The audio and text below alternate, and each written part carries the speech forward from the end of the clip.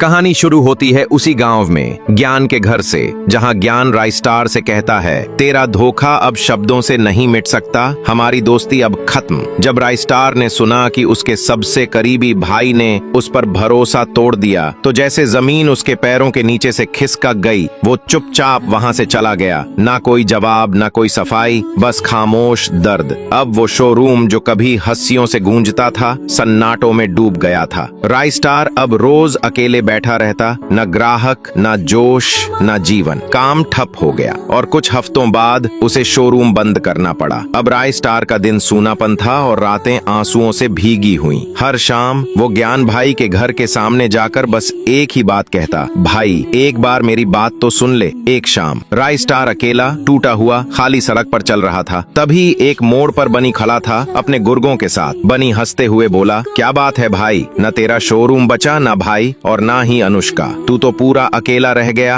राइस्टार कुछ नहीं बोला, वो बस गम में डूबा हुआ आगे बढ़ने ही वाला था कि बनी उसका रास्ता रोक कर बोला, चल अब तेरा ये अकेलापन मैं खत्म करता हूँ, हमेशा के लिए। और अगले ही पल बनी ने एक ही वार में राइस्टार को छुरा मार दिया। राइस्टार वहीं गिर पड़ा। अगली सुबह रामपुर गांव की हवाएं भी शांत थीं, पर तभी एक खबर पूरे गांव में आग की तरह फैल गई। राइस्टार मारा गया। जब ये बात ज्ञान भाई ने सुनी तो जैसे उसके शरीर की सारी जान निकल गई। वो भागता हुआ उस जगह पहुंचा जहां राइस्टार की हत्या हुई थी। वो घुटनों पर गिर गया, आंखों से आंसू बह रहे थे। भाई, तू हर दिन मेरे घर आता था, बोलता था एक बार सुन ले, पर मैंने एक बार नहीं सुना। अब कैसे सुनूं? अब तू ही नहीं है। ज्ञान भाई ने खुद अपने हाथों से राइस्टार का अंतिम संस्कार किया। शमशान में आग जल रही थी और साथ में जल रहा था ज्ञान का दिल। ज्ञान भाई अब मायूस रहने लगा और वह हर शाम उस जगह जाता जहां राइस्टार की चिता जलाई गई थी। वह एक दिया जलाता है और चुपचाप फूट फूट कर रोता है, माफ कर दे भाई, मैंने तेरा भरोसा तोड़ा।